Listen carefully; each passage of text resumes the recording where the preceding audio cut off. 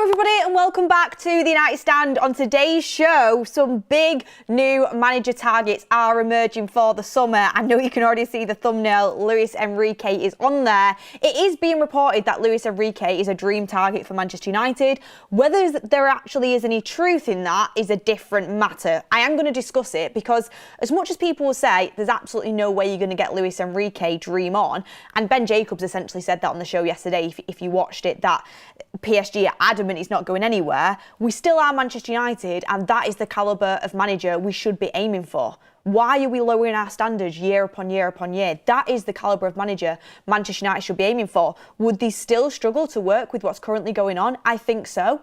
But you've got to get the best of the best, and for me, Enrique is that. But anyway, I don't decide the news. That's the news that's coming out. So we are going to get into that. Other names listed, such as Tuchel, that keeps coming up as a name. He will be at the World Cup with England. Is he someone you would want? Mauricio Pochettino as well. And Carlo Ancelotti is now being mentioned. Carlos Ancelotti, who is going to be with Brazil at the World Cup. So, yeah, it's an interesting report. We will talk about it. How much of them names are actually likely to come to Manchester United, I'm not too sure. I mean, Goldbridge was adamant this morning that Steve Holland coming in means Southgate's going to be the next manager. I mean, if that happens, can you imagine? So I'm going to talk a little bit about that as well, because there is an other side to the coin. Yes, you can talk about Steve Holland being in the England camp with Gareth Southgate and how England were not successful the way that we wanted them to be, and they didn't play football the way they wanted them to be. But there also is another side to that coin, and I want to talk a little bit more about Michael Carrick's appointment. It's not yet official, but it feels official. It feels official because everybody's talking about it as if it's fact. United haven't announced it, but it will happen. We're just waiting for that official announcement. And I want to talk a little bit about Carrick as well, because as much as yes, we need to talk about issues within the football club and how we change the trajectory that this football club's on. Is he my dream appointment, Michael Carrick? No, but as an interim, do I think he can lift this team and do a decent job?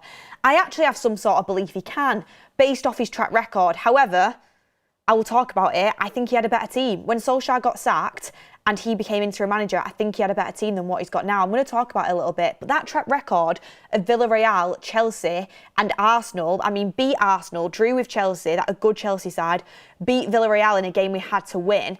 I mean, the way he kind of turned us around and some of the decisions he made, I think it's worth talking about. Also, as well, a little bit about Marcus Rashford, his future. Now that Ruben Amorim has left the club, there has been a bit of clarity on his future at Barcelona.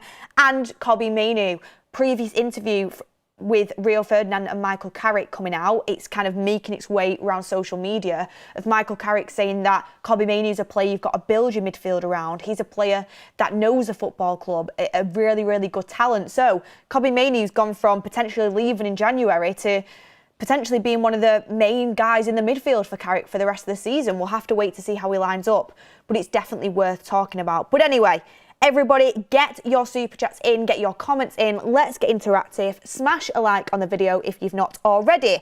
So I'm going to start off with, it's coming from the Daily Star. So like I said, take it with a pinch of salt. It's not as if it is Ornstein, Romano level tiers when it comes to news rankings. But I wanted to bring it in mainly because it's something I would want. And I feel like there's so many people saying there's no way United would get him. There's no way that that manager would come to Man United. There's no way that we'll be able to pull that off. Yes, we are at one of our worst ever points. And yes, it would be a huge, huge, huge job for any manager coming in. But Manchester United is Manchester United, and it is an attractive job. No matter how many managers have failed here since Sir Alex, it is still an attractive job. Of course, managers will be put off by the way that the club is run, and a lot of managers that want total control will not like the head coach title instead of a manager title, and that could put a massive spanner in the works. But if you're just talking about Manchester United, it will attract a lot of managers, because no matter how many managers have failed post Sir Alex Ferguson, no matter where we are, the opportunity to come in and take Manchester United back to the top is something managers with pride and ego, which most of them do that are successful, will look at and say, I fancy a bit of that. you can argue with me. Manchester United is still a very, very attractive job in football. And Manchester United is still one of the biggest clubs in the world, if not the biggest. It's up there with the Real Madrids and the Barcelonas. And we should be aiming for the best of the best managers come the summer. Look, I wish Michael Carrick all the best will in the world. I hope he does an absolutely fantastic job. It's going to be extremely tough. Extremely tough. He might need a crystal ball and some magic to get our squad into the Champions League after where we're at now, but I hope he absolutely smashes it. I really do. I hope he does an amazing job from now until the end of the season. But let's be honest, he's not going to be the permanent manager in the summer, and that's an appointment that could make or break our future. There's other areas of the club that do need to improve and do need to be assessed. And Ben Jacobs said on the show yesterday that there's going to be a thorough review of every position at the club come the end of the season. But getting that manager position right is super, super important. It's massively important. And I don't want to rule out managers because, they'd never come to Manchester United, because we should be aiming for the best. That's what this club should always do. So I do want to talk about it a little bit. So this is what the report is saying. Manchester United have made Luis Enrique one of their main targets in the club's search for a permanent manager. Candidates being considered include Thomas Tuchel, Mauricio Pochettino and Carlos Ancelotti. And now it has emerged Enrique is also a target of the fallen giants. It's understood United's owners want to appoint someone who can handle the huge pressure and expectation that comes with being in charge of the club. Luis Enrique is widely considered as one of the most elite managers in the world, especially after leading PSG to a Champions League title in 2025. So this, again, I brought in because it's the news and I want to talk a little bit about Enrique. What Ben Jacobs did say yesterday was that the names he keeps hearing are De Zerbi and Tuchel. So I think Tuchel could be a massive one. We know De Zerbi and Tuchel were both spoken to when they were debating sacking Erik ten Hag after that FA Cup final win. Enrique, I think, is a little bit of a pipe dream. And as much as I think Enrique is one of the best managers in the world, one thing that Ben Jacobs did make clear is they want someone with Premier League experience. Now, I still think Enrique could come into the Premier League and do a fantastic job, despite not working in the Premier League before. But we know how this ownership operates and we know how they work. That could be, getting Enrique to take the job and getting him out of PSG would be the first step, which would be very, very difficult to do. But that's what I think Manchester United should be aiming for. That's what I expect from my football club. And there's comments coming in already saying spin, spin, spin. And, it absolutely could be. It absolutely could be. There's a lot of pressure right now on the ownership of Manchester United. There's a lot of pressure on people in very important positions at Manchester United. And that result of the weekend was absolutely devastating. Everywhere I go, everyone who I know is talking to me, texting me when I see them in person, family members who obviously know that I go to every game at Old Trafford and I do the United stand, and they're like, the weekend, Beth, the weekend, that game. Yeah, it's absolutely terrible at the moment in Manchester United. The no succession planning after Ruben Amorim, where we're at. Michael Carrick's got a huge job coming into Manchester City, but we do have to look forward. And as much as we can sit here and say spin, spin, spin, we can sit here and talk about how the ownership needs to change the way that they are doing things, and the ownership needs to step up and take accountability, and things need to change in the hierarchy of the football club. We also need to think about Manchester United on the pitch and how we can be the best we can possibly can be. And for me, when I'm looking towards my next manager, and I don't even have a name that I can pull out that is my number one choice, because it's really difficult to even think who can turn this around, because it's going to take more than just one person to do so. I don't think about one name, because I do think about us not wanting to pay compensation fees to top managers. I do want us not being able to, I do see us not being able to adjust our model to what a serious elite manager would demand, which is a lot of control. I see us being stubborn on that in the current position that we're in. And I see us wanting to get maybe a cheap option in the summer, because that's the way that we've worked before. Somebody that's leaving a job and they don't have to pay compensation to. So I struggle to even pinpoint a manager that I would say is my number one target for Manchester United. But when I'm looking through the different options that are being put out there, the big thing that screams out to me is we need a serious leader. We need someone with experience. We need someone who is proven. We need someone who can walk into that Manchester United dressing room and say, look, I've been there, I've done that, I've won things, and listen to me. And I'm not even just talking about the players either. I'm talking about the people behind the scenes. I'm talking about, look, You want to do it your way, I'm going to do it my way. Look at what I've done in my career, and I believe in myself. I can weather this storm.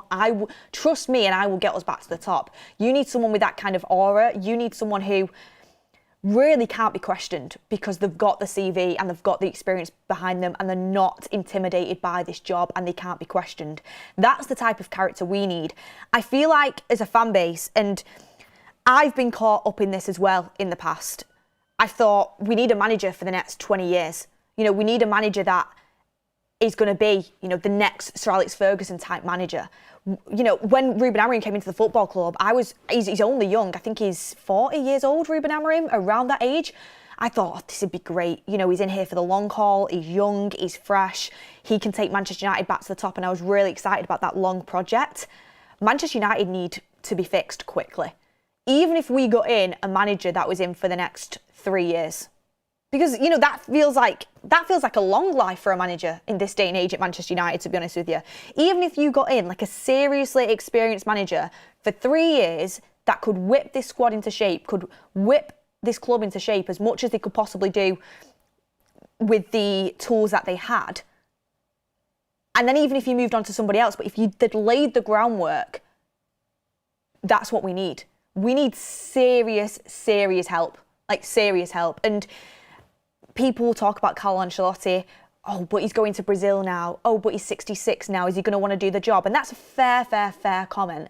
But even if he came in for, 2 or 3 years and did what he knows how to do best, that would help us. Conte, people don't see him as a long-term manager. And in the past, I have been that person that said, oh, I don't know if I like the way he plays football. I don't know if, it is a little bit pragmatic sometimes. I'd welcome Conte with open arms now. It doesn't have to be. It doesn't have to be for 10 years. It can be for a few years to climb us back up that ladder. Now, I don't think the ownership would ever want a character like Conte because he can speak out, and they have shown in the past that they don't like someone who speaks out. But we need someone who demands authority, who's been there, done that, won things, and when they begin to be questioned, say, well, have you got a Premier League title? It doesn't have to be a Premier League title. You know, have you gone this far in the Champions League? Have you done that? I have. I know what I'm doing. And that's the type of character I'd be going for if I was Manchester United. I think that's what this club needs. It needs stability and someone who can steady the ship and take us back up, because they've got an elite winning mentality and they've also got a track record of being a winner and no one can question them. That's what I feel like we need. And Manchester United should demand that. Manchester United should demand that. It doesn't matter where we are. And I've just seen someone say, Beth, you're dreaming. I might be with the people we've got in charge making the decisions. They might not want to go for that because they might not want to be questioned and they might want to have all the authority. And they've shown under previous managers that that's what they want. But if they are willing to adjust their structure, which they need to be able to do, by the way, because it's not working. Their structure for 2 years hasn't been working. We have fallen further.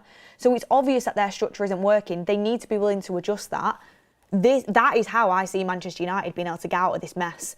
Getting someone who really just, opposition fans take a step back and they say, do you know what? Manchester United might be trying to get serious now. Like, they might be trying to get serious. You need someone with that sort of authority coming into the club. But anyway, let me know your thoughts. I know there's a load of super chats coming in right now. Connor Castling says, people forget how bad Enrique's start at PSG was. Would our fan base be patient enough?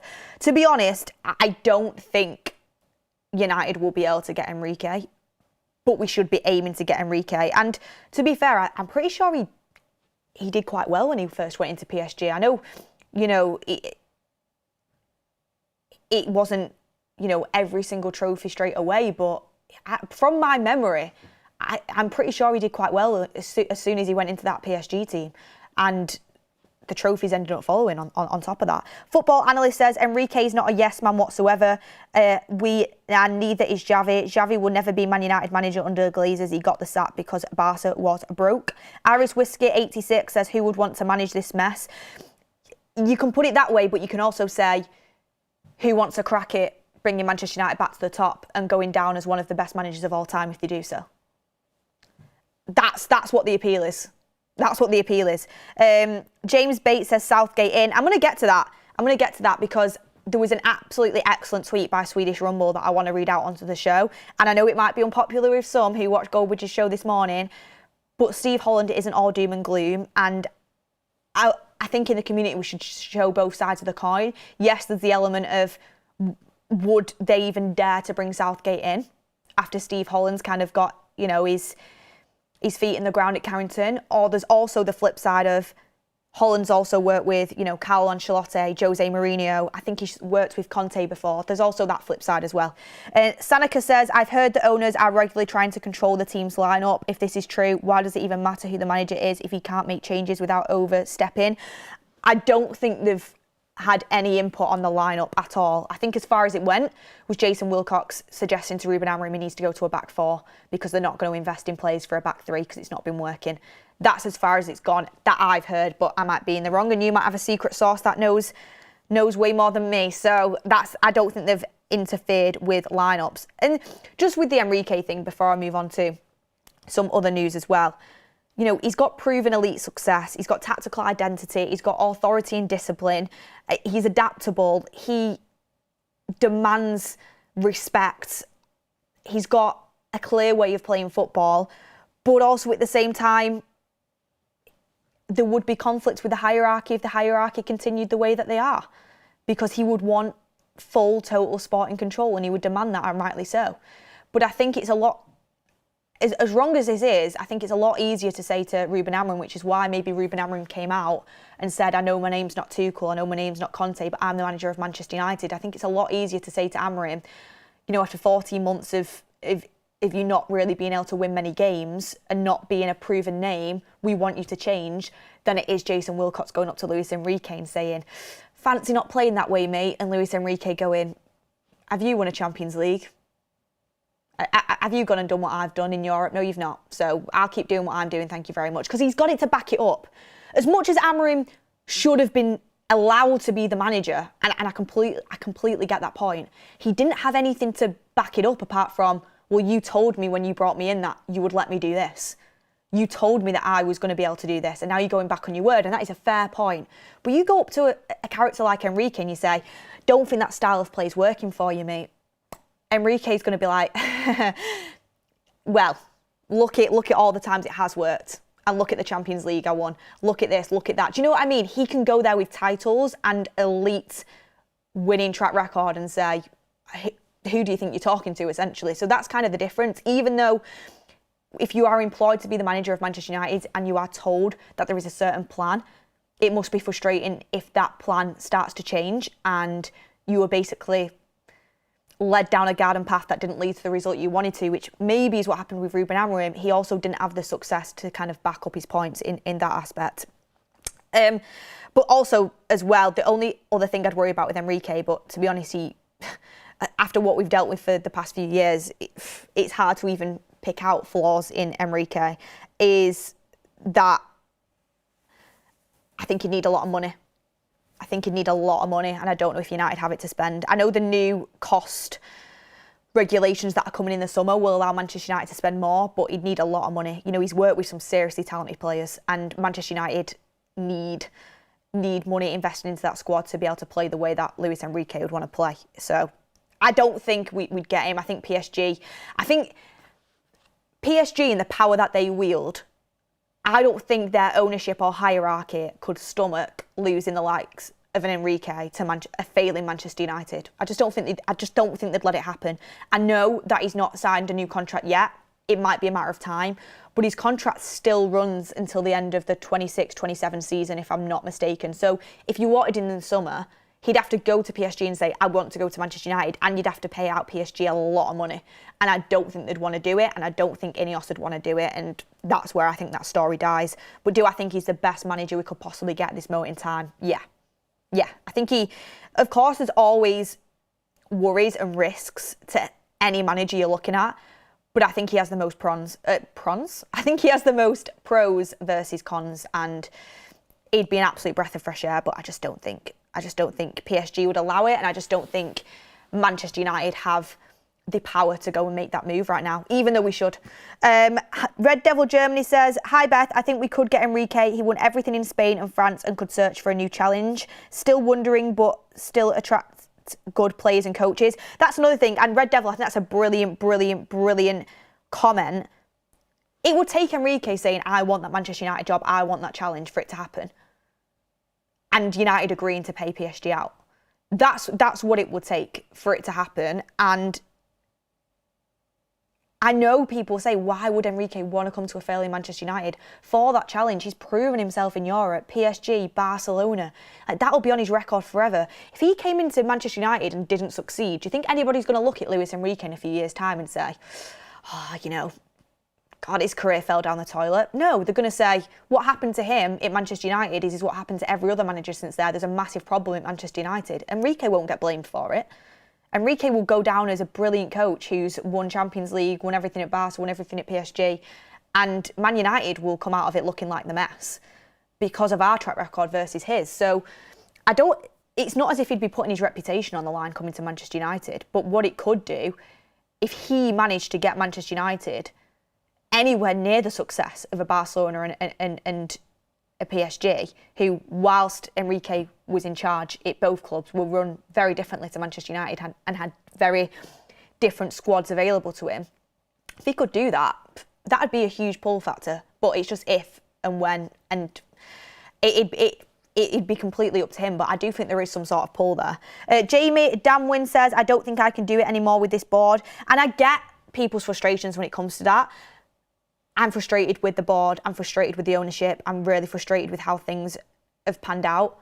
But at heart, I'm a Manchester United fan and I always want Manchester United to do well, and I love the club and I'm obsessed with the club. And as much as I wish I could change so many things from the top to the bottom, and I know that there's going to be stuff put in place by the likes of the 1958 and supporters clubs to try and make a change when it comes to the ownership and the way that things are being run at Manchester United, I still want to talk about the future of this club. I still want to talk about players, about managers, because I just love the club. And I know it's difficult for some people right now, this moment, and it's very difficult for me, but I try to be glass half full a lot of the time, and some people don't want to swallow that. I have to, or else I'd just be so upset all the time because Manchester United consumes my life. I love it to pieces. So if I was just constantly thinking about all the negatives at this football club, it'd take a toll on me. It really would. So I have to try and think about the positives. That's just the way I deal with it. Football analyst says Enrique did amazing in his first year at PSG, reached a semi-final of the Champions League and won the domestic treble. Also won League One in one of the fastest paces. I knew he did well. It was that Champions League. Yeah, I don't think anyone expected PSG to win the Champions League that year as well. And he got to the semi-final and then he went and won it the year after that. So Stephen says, Beth, the delusion is real. These list of potential managers can't be a head coach. They can't be a yes sir manager. Carrick equals failure without a midfield. That's why I said that the ownership would have to change the way they do things, which Ben Jacobs did say on yesterday's show. They're going to do a thorough review of every position and the sporting model at the end of the season. So they would have to review. They would have to review the way they do things in order to bring in an elite level manager. And I completely agree with your point on that one. Completely agree with it. But if they don't do that, I will be extremely concerned. Because how can you run the way that you are being run? Or how can you run a football club in that way? And then after 2 years of a downwards trajectory, really, can you not evaluate that? You've got to evaluate the way you're doing things. The way that everything's gone, the relationship between the fan base and the ownership, the one with the Glazers is absolutely, there's absolutely zero way back and there will never be a way back. And for Sir Jim and INEOS, people were optimistic when they came in. Now that relationship is extremely fractured, extremely.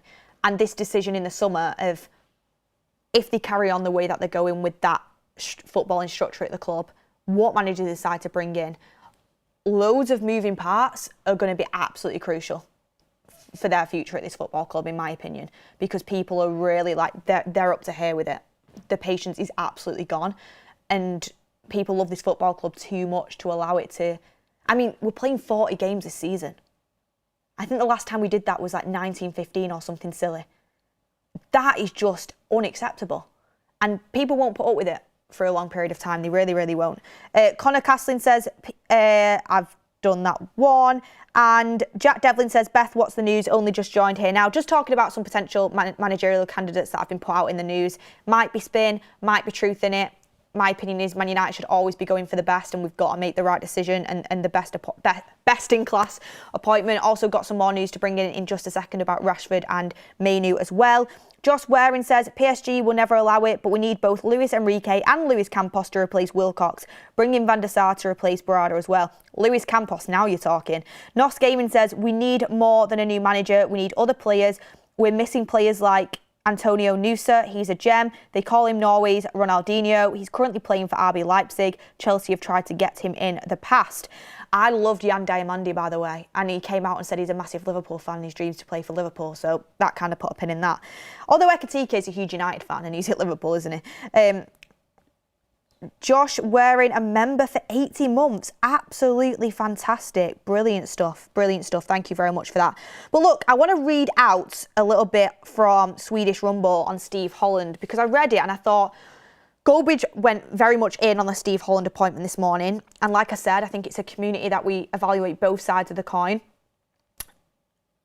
And I'm not sitting here saying I agree with Swedish Rumble wholeheartedly, but I think it's definitely interesting to hear both sides on this. And I mean, I can't even compute in my brain the thought of Steve Holland being brought in for Southgate's arrival in the summer. If that happened, game over. I generally do think game over. I think the fan base would just, I mean, they're already on the edge. I think it'd just be completely like curtains. But just because Steve Holland's come in to work with Michael Carrick doesn't mean that Southgate's going to get the job in the summer. It might happen, and if it does, we'll cross that bridge. But it's not 2 + 2 = 4. It's not as straightforward as that. So this is what Swedish Rumble put on X. He said, Steve Holland is a good hire, no doubt. If we look at how many hours he's put in to be an elite coach, it is impressive. He's been assistant to, notably among others, Antonio Conte, Andre Villas-Boas, Carlo Ancelotti, Roberto Di Matteo, Rafa Benitez and Jose Mourinho. Brackets, Southgate not mentioned for a reason. I think we greatly underestimate the science behind modern football. At any given time, there are many hundreds of people studying the game full-time at universities and within programmes funded by FAs across the globe. During the summer, there are constant symposiums held with select elite managers and the community. The result is the game is being advanced. Much of it is data-led. We talk about a manager being 4-2-3-1 like it says everything, but there is so much more to how you do it. How do you handle throw-ins you have or that you defend against all over the pitch? And then it goes on about loads of different elements of football and how you handle that, and how when you follow the training to become a coach of that level, you go through loads of different kind of levels to get to each point and know every single area of the game completely. And he just goes through loads of different areas of the game that you study, and that Steve Holland has studied as well. And he's basically said there it's a trade craft, and he has got a lot of experience in every level of coaching, and he's had experience with some elite level managers as well, and that's an important thing to have. So it's something to think about. And if you want to go and read the full tweet, go and look at Swedish Rumble on Twitter, because it's really, really interesting when you go through each one. But I'm not going to read every single point out. But he has had experience with elite level managers. He's not just been Southgate's sidekick at England, for his whole career. There's bits to his game where, he's had failures during his coaching career. He has, but he's also worked with some serious coaches that have had great success as well. So I don't think we just say Steve Holland's coming in automatically means Southgate's in the summer, because, you could say, well, Steve Holland's in, Antonio Conte's coming in the summer then because he's worked with him before. Steve Holland's in, Carlo Ancelotti's coming in the summer, he's worked with him before. I don't think it's as simple as that. So go and have a look at that after the show, and it's interesting for sure. Football analyst says, I want to make this clear to everyone. It doesn't matter who the director of football is. We could go on Football Manager and cheat and make everyone maxed out on the staff, and we would still be crap. Paul Cassidy says, I don't think the structure is the problem, Beth. I think it's the individuals in the roles, Wilcox, Barada and Sir Jim. Mibs S says, we should focus and find a way to push the board out instead of this new manager and new players. Wilcox out. Thank you everyone for getting your super chats in and having your voices heard. Also, everyone, before I get in the news about Marcus Rashford and Kobbie Mainoo, just a big reminder that's football tonight. That's football, the sister channel to the United Stand. Goldbridge will be doing the watch-alongs for Newcastle versus City, that'll be on tonight at 8 o'clock. And then tomorrow, it's Chelsea versus Arsenal. So big games in the Carabao Cup, and Goldbridge will be doing the watch-alongs. Make sure you stay tuned. And then also, Bundesliga, Stuttgart versus Frankfurt. There is a live match on That's Football from 5:30. So you've got That's Football from 5:30. You've got the Bundesliga Stuttgart versus Frankfurt. That'll be live, and you can have a little bit of an Angelo Stiller watch, a player that Manchester United very much like and could be on our midfield list in the summer. And then you've got the Carabao Cup, Newcastle versus Man City after that. So a lot to watch on That's Football later on tonight, so make sure you're over there. Anyway, just a little bit of news about Kobbie Mainoo as well. I was watching a little clip that was doing the rounds on social media of Rio Ferdinand speaking to Michael Carrick, and we know Michael Carrick. I mean, what a midfielder, what a player, and I wish we had someone of his ilk in that team. Like, we're crying out for a Carrick in that team. He understands the role of a midfielder, and he basically was asked about Kobbie Mainoo and if he's someone that he'd build around at Manchester United, and he said, yeah. He said he's super talented. He said he thinks it's really, really important at Manchester United that you have someone in the team who knows what it's like to come through the academy, you know, the bloodline of the club, and Kobbie Mainoo represents that. And he says right now it's important, and in the future it'll always be important to have an academy graduate in there that isn't just there because he's an academy graduate, but he's super talented as well. And he thinks Kobbie Mainoo is that. So could be very, very good news for Kobbie Mainoo with Michael Carrick coming in. And look, it could be great for his development. Absolutely great for his development. Kobbie Mainoo's had a stunted development over the last, 14 months since Ruben Amorim came in. He's not really took that next step up that we all expected him to do after that amazing FA Cup final against City, after that Euros run for England. You know, we thought he was going to be, you know, up there. Unfortunately, he didn't really get to kick on while Ruben Amorim was here. But now you've got a midfielder in Michael Carrick that knows the club inside and out, has watched Kobbie Mainoo closely and knows how to be an elite level midfielder for Manchester United. So the coaching and the nurturing from Carrick from now until the end of the season could massively benefit Kobbie Mainoo. So I'm interested to see how that plays out for sure. Also on Marcus Rashford, it's coming in that Manchester United are not planning to bring Marcus Rashford back to Old Trafford despite Ruben Amorim's departure. The decision to offload Rashford was as much influenced by club officials, including Jason Wilcox and Omar Barada, as Amorim himself. With Wilcox and Barada remaining as decision makers, Rashford return seems unlikely. Just on that quickly, I think Rashford will end up staying at Barcelona, by the way. He's just won a trophy there. You know, he's doing really well. He looks like he's loving life. He looks like he's enjoying his football. But on that, if you had a choice to make in the summer and you could bring Rashford back, would you do it? I just want to say, I personally wouldn't. I think that chapter is closed, and I think he's doing super well at Barcelona. I think it's absolutely the right environment for him. I'm grateful for the memories that he gave me in certain games, and I always wish it turned out differently and it didn't end the way it did. But I wouldn't bring him back. I think that chapter is closed, and I think he suits Barcelona now, and we probably need to move on as a football club. But would you if you could? My opinion is not to, but I want to ask you guys, would you bring Rashford back? A lot of no's coming into the chat straight away. We also have, football analyst, I've done that super chat. Thank you very much for everybody getting involved. Anything else that I wanted to bring into the show here? Okay, yeah. So just for clarity, Darren Fletcher turned down a role on Carrick's backroom team, but will stay at United. Fletcher is set to revert back to managing United's under-18 side once Carrick is appointed as caretaker boss. The decision comes after discussions on Monday, with Fletcher being offered a role on the new backroom team. Michael Carrick's backroom staff at United will now be Steve Holland, Jonathan Woodgate, Johnny Evans and Travis Binion.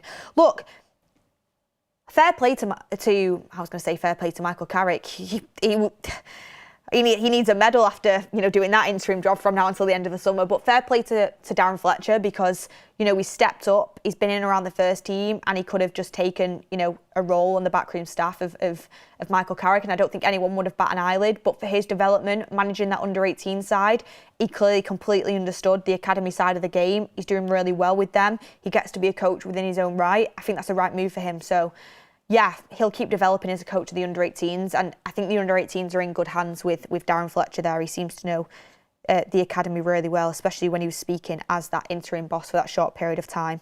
Ian Tracy says it'll be interesting to see what Carrick does with the midfield when he comes in. Hopefully he can do something about us getting run through every game. Well, Ian, look, I'm going to make a TikTok on this. I started filming it yesterday, so stay tuned for that. But what I will say, and I was discussing it with Ricky a little bit last night. So Carrick's 3 games in charge for Manchester United.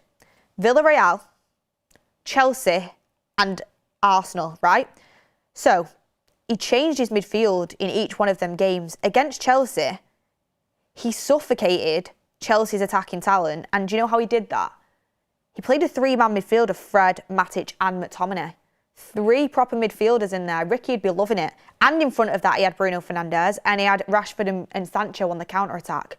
So I won't be surprised if you saw something similar at Manchester United at one point or another. You know, 3 proper midfielders like a Ugarte, Mainoo and a Casemiro, Bruno in front of it, and then you could have Ahmad and Mbeumo on the break. Would not shock me if you saw that from Carrick in a game that we needed to win. Against Villarreal, he put Bruno and Rashford on the bench to kind of give them a little rest, a little bit of rotation and freshness. That wasn't an easy call.